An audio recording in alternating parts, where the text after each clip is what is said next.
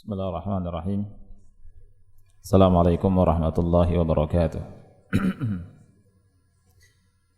Innal hamdalillah nahmaduhu wa nasta'inuhu wa nastaghfiruh wa na'udzu billahi min shururi anfusina wa min sayyiati a'malina. Man yahdihillahu fala mudilla lahu wa man yudlil fala hadiya lahu. Ashhadu an la ilaha illallah wahdahu la syarika lahu wa ashhadu anna Muhammadan abduhu wa rasuluh. Ya ayyuhalladzina amanu taqullaha haqqa tuqatih wa la tamutunna illa wa antum muslimun. Ya ayyuhan nasu taqu rabbakumul ladzi khalaqakum min nafsin wahidah wa khalaqa minha zawjaha wa batha minhuma rijalan katsiran wa nisaa'a wattaqullaha alladzi tasaaluna bihi wal arham innallaha kana 'alaikum raqiba. Ya ayyuhalladzina amanu taqullaha wa qulu qawlan sadida yuslih lakum a'malakum wa yaghfir lakum dhunubakum wa may yuti'illaha wa rasulahu faqad faza fawzan 'azima. Amma ba'du fa inna asdaqal hadithi kitabullah wa khairal hadi hadi Muhammadin sallallahu alaihi wa ala alihi wasallam. Wa syarrul umuri muhdatsatuha fa inna kulla muhdatsatin bid'ah wa kulla bid'atin dhalalah wa kulla dhalalatin finnar.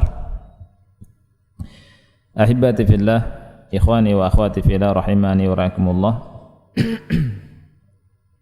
Pada kesempatan yang mulia ini kita akan melanjutkan pembahasan tentang hak al-zalimi wal mazlum, tentang hak orang yang zalim dan orang yang dizalimi.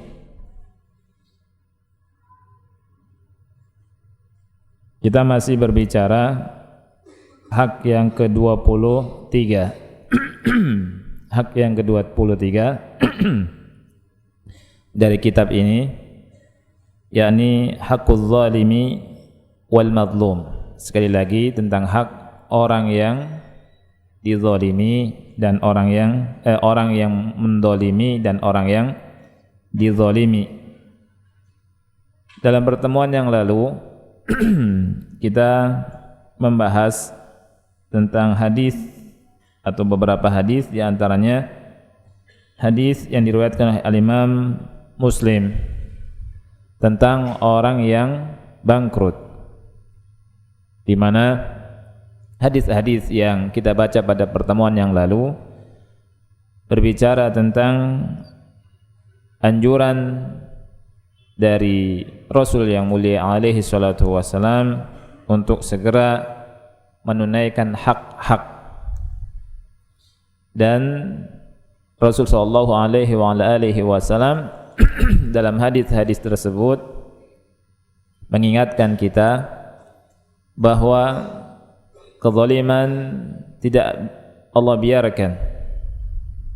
Kezaliman tidak Allah biarkan.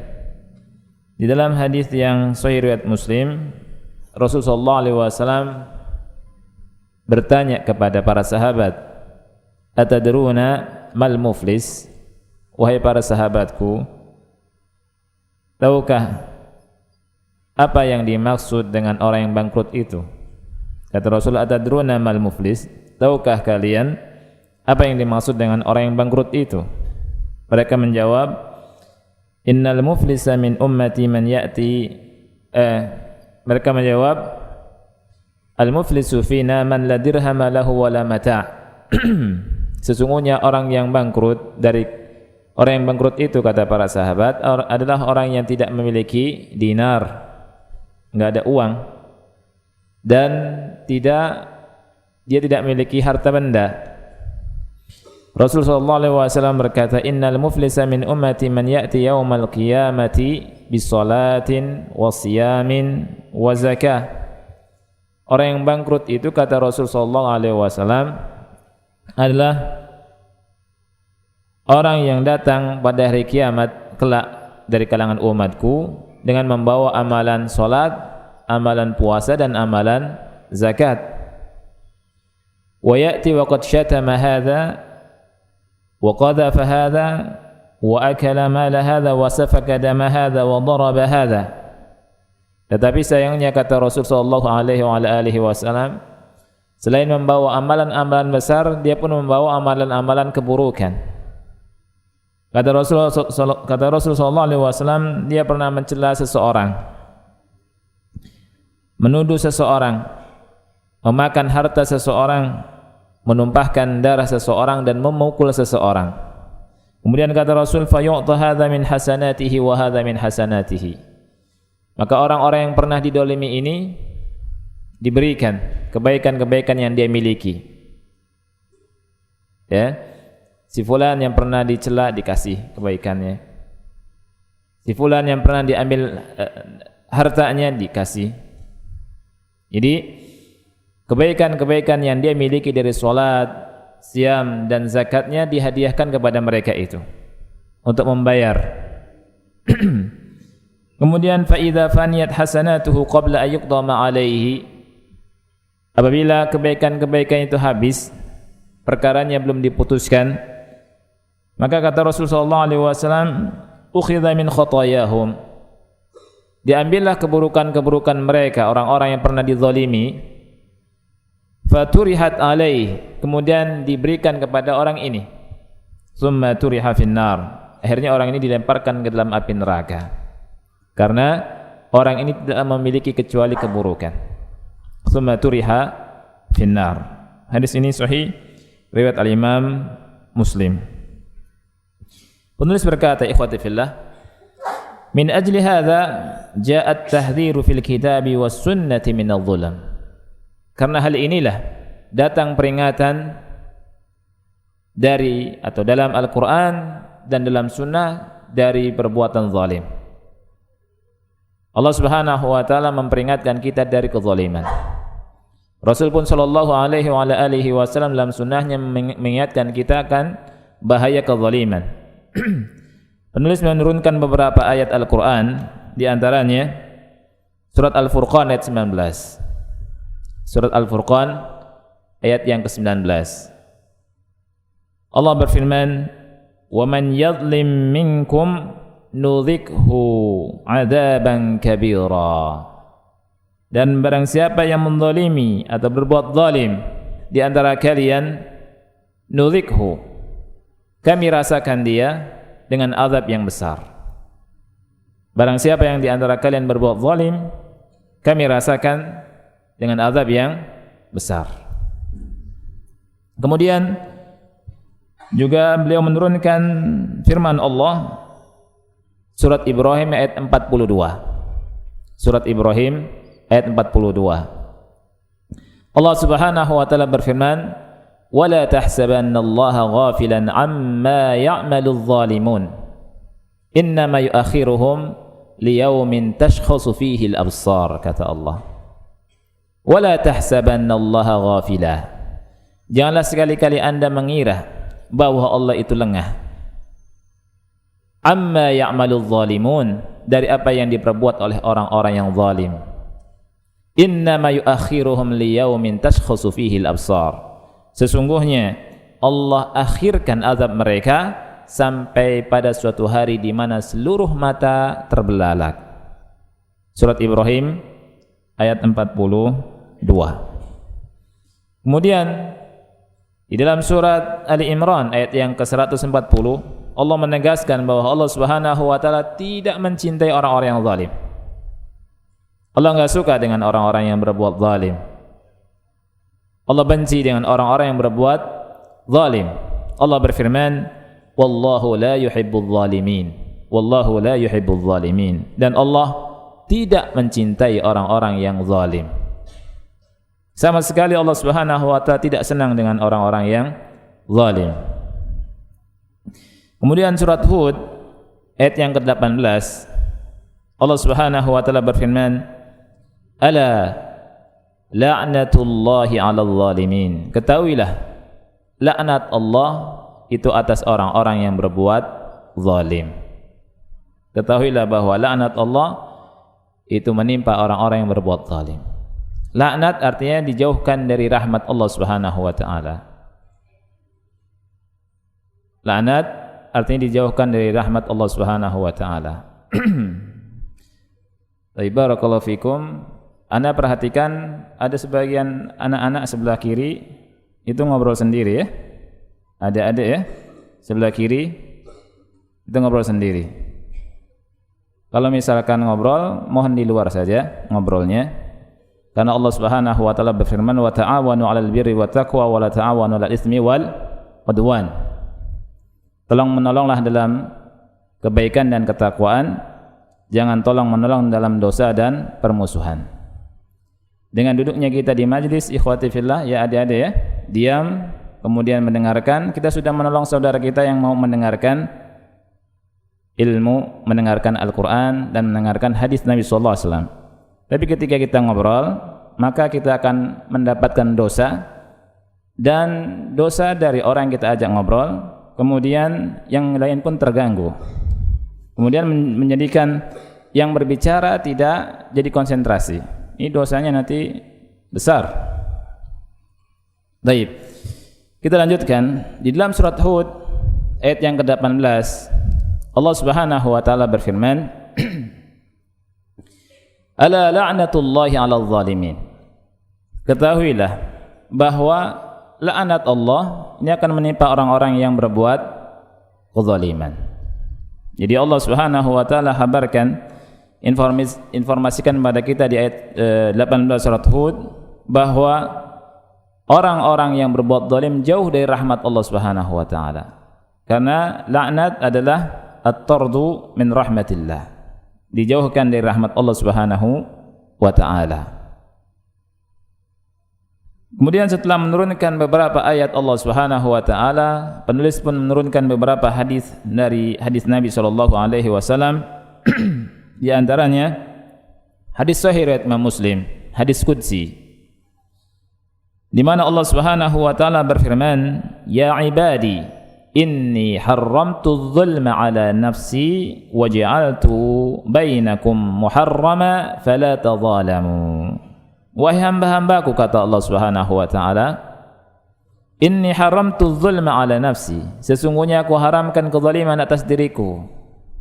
Wa ja'altuhu bainakum muharrama, dan kami jadikan kezaliman itu haram di atas atau di antara kalian. Fala tadhalamu, maka janganlah kalian saling menzalimi. Janganlah kalian saling menzalimi. Allah Subhanahu wa taala dalam hadis qudsi ini mengharamkan perbuatan zalim. Kemudian dalam hadis yang lain juga riwayat Muslim, Rasul yang mulia alaihi salatu wasallam bersabda, "Ittaqudz zulma fa innadz zulma zulumatun yaumal qiyamah." Kata Rasul, takutlah dari perbuatan zalim. Karena kezaliman itu, kata Rasulullah sallallahu alaihi wasallam, adalah zulumatun yaumal qiyamah. Merupakan kegelapan pada hari kiamat. Hal-hal yang menjegal seseorang pada hari kiamat. Jadi seseorang akan dijegal dengan kezalimannya di hari kiamat. Di hari kiamat, Rasulullah sallallahu alaihi wasallam, kezaliman itu merupakan kegelapan dan kegelapan serta kegelapan. Wal iyadzu billah. Kemudian dalam hadis Mu'adz bin Jabal, Rasulullah SAW ketika mengutus beliau ke kota Yaman, di antara nasihat beliau di akhir hadis, Rasulullah SAW berkata, "Ittaqi da'watal madlum fa innahu laisa bainaha wa bainallahi hijab." Wahai Mu'adz, takut dari perbuatan zalim. Takutlah dari kezaliman. Artinya jangan menzalimi orang. Ittaqi da'watal mazlum. Wahai Mu'adz, takutlah dari doanya orang yang dizalimi. Ittaqi da'watal mazlum, takutlah dari doanya orang yang dizalimi. Kenapa Rasul katakan fa innahu laisa bainaha wa bainallahi hijab? Karena sesungguhnya tidak ada hijab antara doanya orang dizalimi dengan Allah Subhanahu wa taala. Fa innahu laisa bainaha wa bainallahi hijab. Ikhwati fillah rahimani wa rahimakumullah, setelah kita mengetahui beberapa ayat dan hadis-hadis Nabi sallallahu alaihi wasallam tentang bahaya kezaliman, sekarang pertanyaannya, ma huwa haqqul zalimi wal mazlum? Ma huwa haqqul zalimi wal mazlumu alaina? atau wal madlumi alaina. Apa itu hak orang yang zalim dan hak orang yang dizalimi? Jawabannya ikhwati fillah rahimani rahimakumullah adalah sebuah hadis yang Rasul sallallahu alaihi wa ala alihi wasallam sabdakan, yang diriwayatkan oleh Imam Al-Bukhari dalam sahihnya nomor ke-6552. Rasul sallallahu alaihi wa ala alihi wasallam pernah bersabda, unsur akhaka zaliman aw madluma, kata Rasul. Tolonglah saudaramu yang zalim atau yang dizalimi. Kata Rasul, tolonglah saudaramu yang zalim atau yang dizalimi. Kemudian ada seseorang berkata, faqala rajulun, ada seseorang yang bertanya kepada beliau, ya Rasulullah, wahai Rasulullah, ansuruhu idza kana madluma, aku menolongnya kalau dizalimi. Ara'aita in kana zaliman kaifa ansuruhu? Ara'ait, bagaimana pendapat Anda, orang yang dizalimi itu bagaimana saya menolongnya? Dia bertanya, kalau orang yang dizalimi, orang yang mendolimi, maaf. Kalau orang yang dizalimi, ma'ruf, ya kan? Oleh karena itu sahabat Rasul sallallahu alaihi wasallam bertanya, bagaimana cara menolong orang yang zalim? Kalau orang yang dizalimi, kita tahu semua dan kita bisa tolong. Tapi bagaimana cara menolong orang yang berbuat zalim? Rasul sallallahu alaihi wasallam bersabda,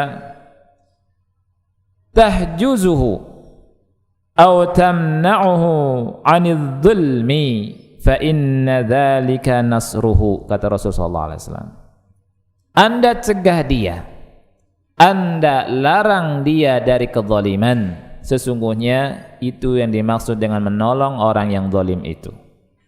Jadi orang yang menolong orang yang zalim adalah mencegah orang itu dari perbuatan kezaliman. Berarti kita sedang menolong dia dan sedang memberikan hak dia. Unsur zaliman, unsur akhaka zaliman aw madluma. Ini kata Rasulullah SAW.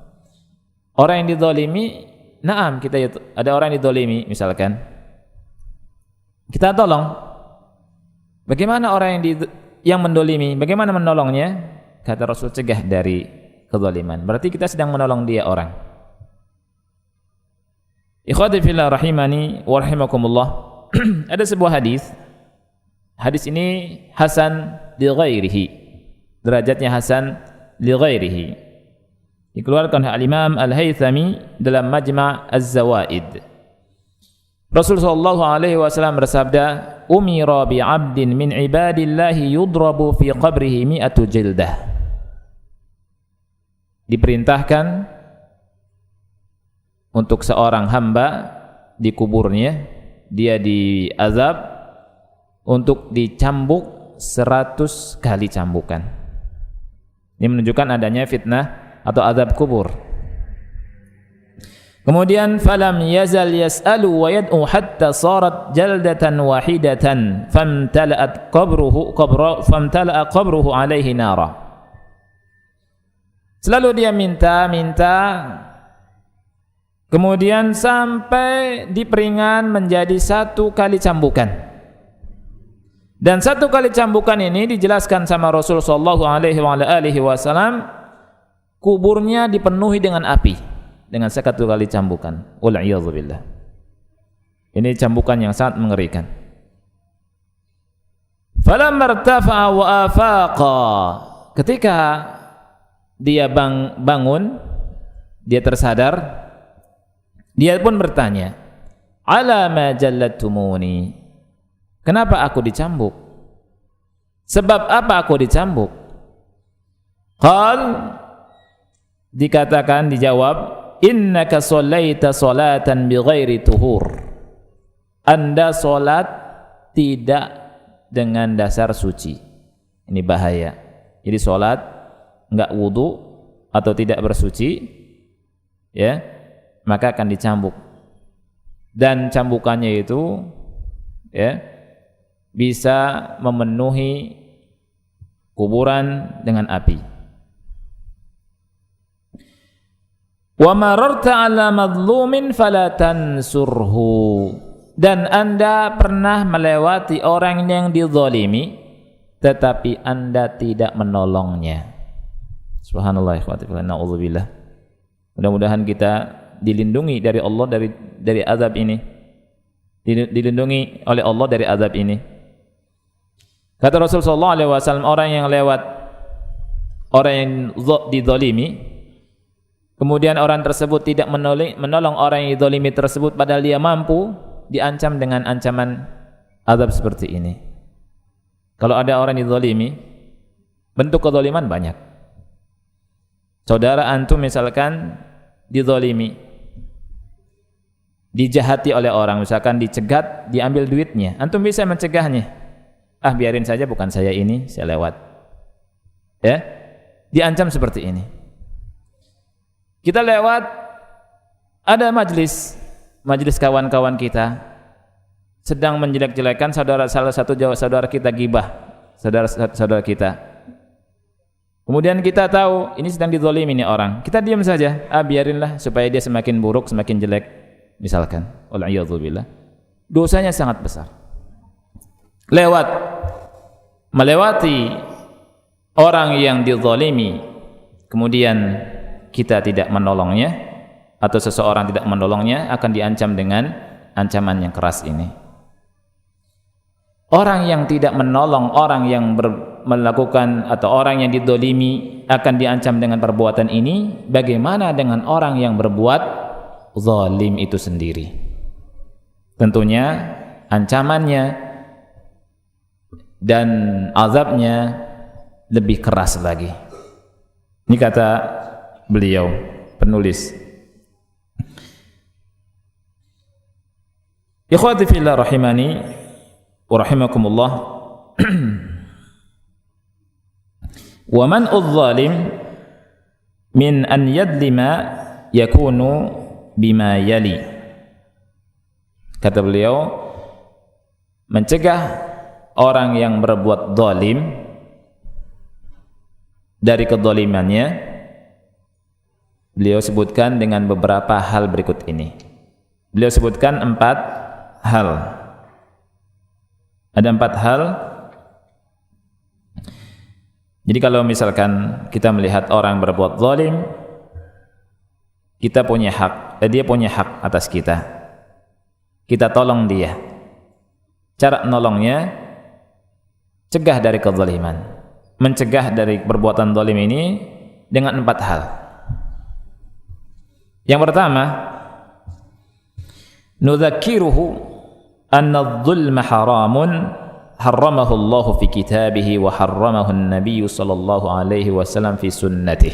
Ini cara yang pertama atau langkah yang pertama. Kita ingatkan orang tersebut dengan keharaman perbuatan zalim. Jadi zalim itu haram. Ya fulan, berbuat zalim itu haram. Ya. Dan kita sebutkan bahwa Allah haramkan kezaliman. Dan Nabi pun sallallahu alaihi wasallam haramkan perbuatan zalim ini dalam sunnahnya. Ini yang pertama. Kita ingatkan saudara kita akan haramnya perbuatan zalim. Yang kedua, ini lebih dahsyat lagi. Nudzakiruhu biqudratillahi ta'ala. Kita ingatkan tentang kemampuan Allah Subhanahu wa ta'ala, kudrah Allah Subhanahu wa ta'ala. Jadi kalau ada kita lihat orang berbuat zalim, kita ingatkan Allah itu maha mampu. Bagaimana caranya? Beliau katakan, taqulu lahu idza da'atka qudratuka ala zulmin nas fatadzakkar qudratallahi 'alaik. Kita bicara, Anda katakan kepada orang ini, kalau Anda merasa mampu untuk mendolimi manusia, ingat Allah itu mampu atas Anda. Ya. Sebagian kita ikhwati fillah merasa besar, merasa hebat, merasa kuat, merasa punya banyak hal. Tidak ada yang takut. Maksudnya tidak ada yang ditakuti. Kemudian berbuat semena-mena. Mampu, merasa mampu. Tapi ingat, Allah Subhanahu wa taala itu di atas manusia. Kemampuan Allah Subhanahu wa taala tidak bisa ditandingi karena Dia Rabb. Oleh karena itu, ini cara yang kedua. Kita ingatkan Allah itu Maha mampu. Anda mampu berbuat zalim terhadap saudara Anda, ingat Allah Maha mampu atas Anda. Kemudian yang ketiga, nudzakiruhu kaifa yantaqimullahu minadh dhalamah. Kita pun ingatkan, yang ketiga, kita pun ingatkan bagaimana Allah Subhanahu wa taala membalas orang-orang yang berbuat zalim. Allah berfirman dalam surat Al-Kahfi ayat yang ke-59, wa tilkal qura ahlaknahum lamma zalamu waj'alna limahlikihim maw'ida. Wa tilkal qura, kata Allah, itulah negeri-negeri itu, kami hancurkan negeri-negeri itu, kata Allah. Lamma zalamu, ketika mereka melakukan kezaliman.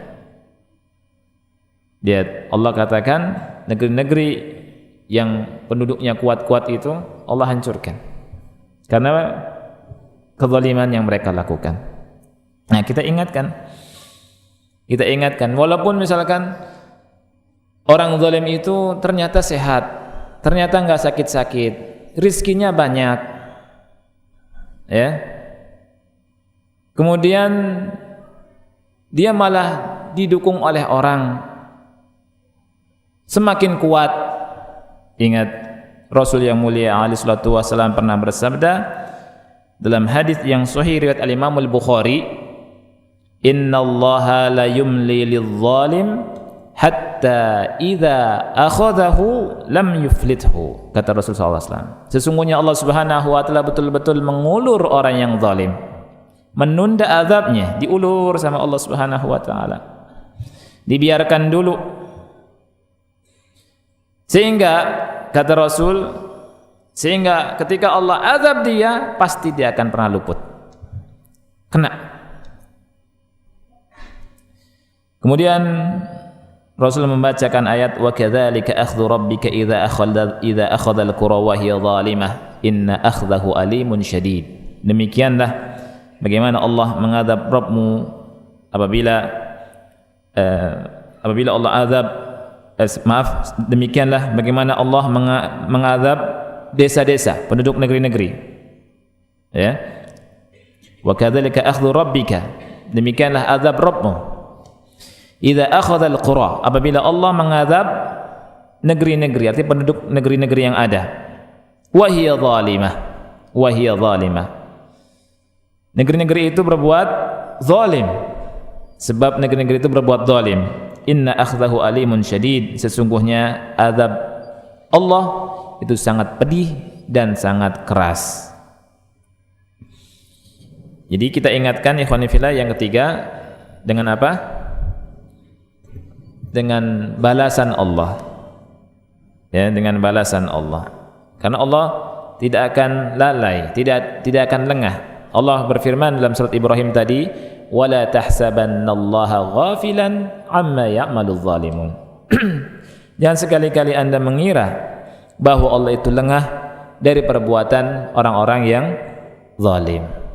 Kemudian yang keempat, ikhwani fillah, yang keempat, nudzakiruhu bi anna Allah yastajibu li da'watil madhlum idza da'a alaihi. Ini subhanallah sesuatu yang sangat-sangat mengerikan bagi orang yang zalim.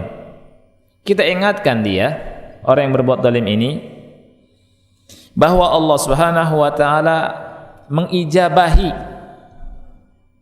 Mengijabahi ini menjawab doa orang yang dizalimi apabila orang tersebut, yakni orang yang dizalimi tersebut mendoakan keburukan walaupun orang kafir.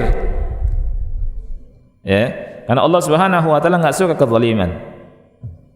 Allah Subhanahu wa taala tidak suka kezaliman. Rasul yang mulia alaihi salatu wassalam bersabda dalam hadis yang hasan, kata Rasul, "Thalathatun tustajabu da'watuhum, al-walidu wal musafiru wal madlum," kata Rasul. Ada 3 jenis manusia yang doa mereka itu diijabahi, dikabulkan oleh Allah Subhanahu wa taala. Yang pertama, doanya orang tua. Yang kedua, doanya orang yang sedang safar. Dan yang ketiga, doanya orang yang dizalimi. Di sini Rasul menghabarkan pada kita, ikhwati fillah, doanya orang tua mustajab. Doa orang yang safar mustajab.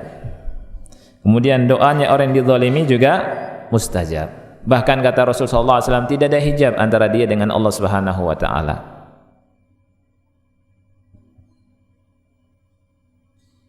Kemudian di dalam hadis yang hasan Rasul pun bersabda, "Da'watul madlumi mustajabah," kata Rasul. Doanya orang yang dizalimi itu mustajab. Wa in kana fajiran, walaupun orang tersebut orang yang fajir, orang yang berlaku dosa. Fa fujuruhu ala nafsihi. Fujurnya, perbuatan dosanya ada pada dirinya. Tapi doa orang yang dizalimi diangkat oleh Allah. Allah langsung mendengar.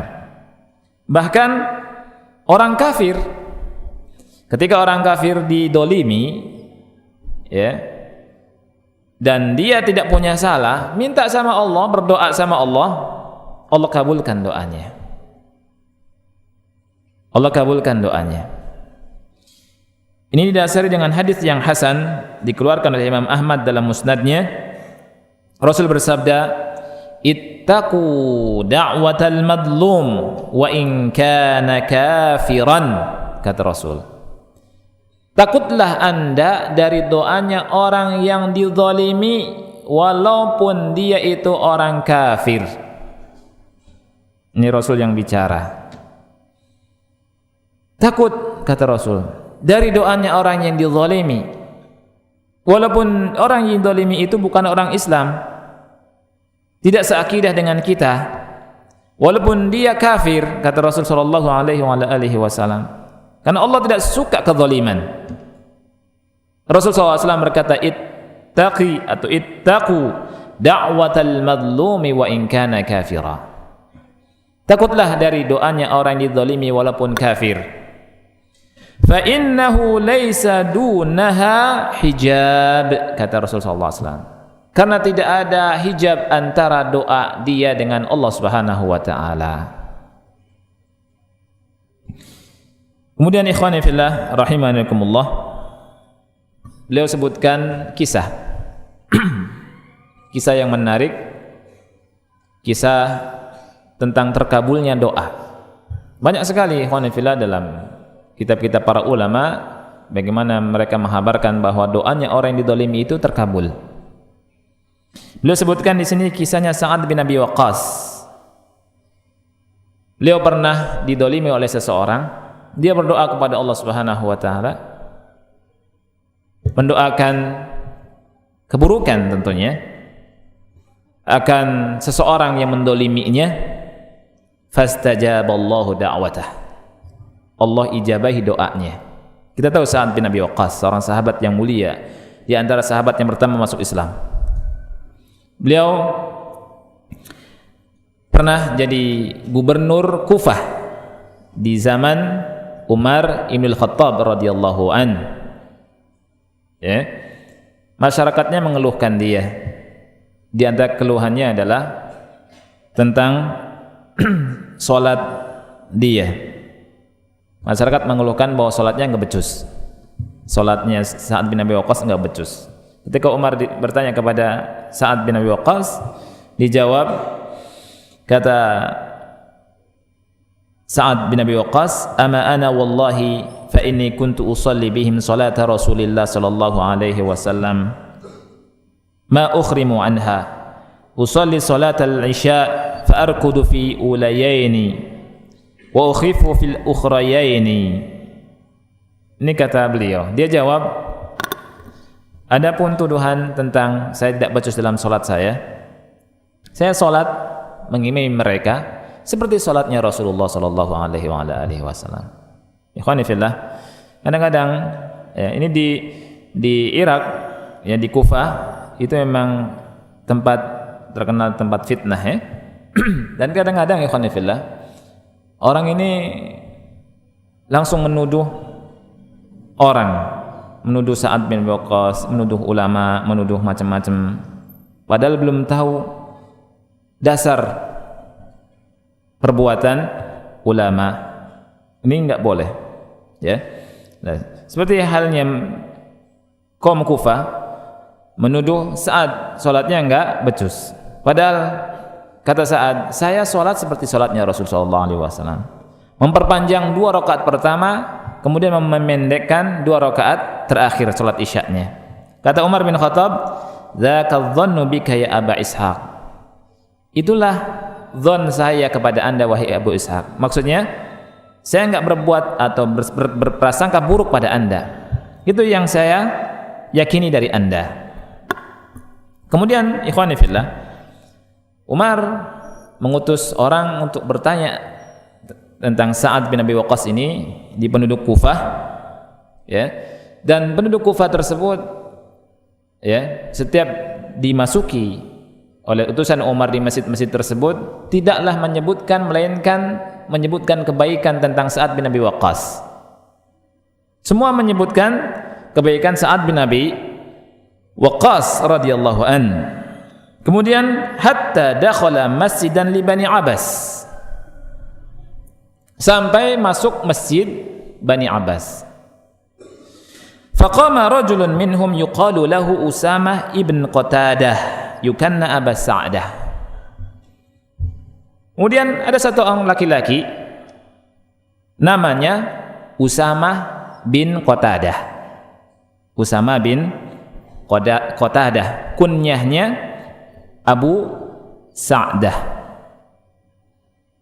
Dia berkata, "Ama idza nashattana fa inna Sa'dan kana la yasiru bis-sariyah wa la yuqsimu bis-sawiyah wa la ya'dilu fil qadiyah." Ucapannya seperti itu. Berbuat zalim kepada Sa'ad bin Abi Waqqas. Kalau Anda bertanya kepada kami, kata orang ini, kata Usamah bin Qatadah, tentang Sa'ad bin Abi Waqqas, lihat dolimnya orang ini. Dia menjelekkan Sa'ad bin Abi Waqqas. Oleh karena itu, ini pelajaran buat kita. Nggak boleh kita menuduh orang sembarangan, menjelekkan saudara kita, apalagi misalkan ulama. Fa inna Sa'dan kana la yasiru bis-sariyah. Saat itu, kata Abu Sa'dah ini, tidak berjalan bersama pasukan di malam hari. Wala yuqsimu bis-sawiyah. Dia tidak membagi adil pemberian. Wala ya'dilu fil qadiyah, dan tidak adil juga dalam qadiyah, dan dalam memutuskan sebuah perkara. Jadi memutuskan perkaranya dia enggak adil. Padahal semua yang dituduhkan tidak benar. Zalim bukan? Zalim. Perbuatan yang zalim. Qala Sa'ad, maka Sa'ad pun berkata, "Ama wallahi la'ad'uwanna bi thalath." Kata Sa'ad bin Abi Waqqas, demi Allah, saya sungguh-sungguh akan berdoa minta pada Allah dengan 3 perkara. Ini doanya siapa? Sa'ad bin Abi Waqqas. Dia minta pada Allah, saya akan berdoa untuk orang tersebut 3 perkara. Allahumma in kana 'abduka hadza kadhiban qama riya'an wa sum'atan fa'atil umrahu wa atil faqrahu wa 'arridhu bil fitan. Ini doanya. Ya Allah, apabila dia itu, hamba-Mu itu berdusta, melakukan hal itu karena riya dan sum'ah, untuk dipuji, maka panjangkanlah umurnya. Didoakan untuk panjang umur, tapi panjang umur yang jelek. Wa atil faqrahu, dan fakirkanlah dia, diberikan dia kefakiran. Wa aridhu bil fitan, yang ketiga, timpakan dia dengan fitnah. Tiga perkara yang Sa'ad bin Abi Waqqas berdoa untuk orang itu.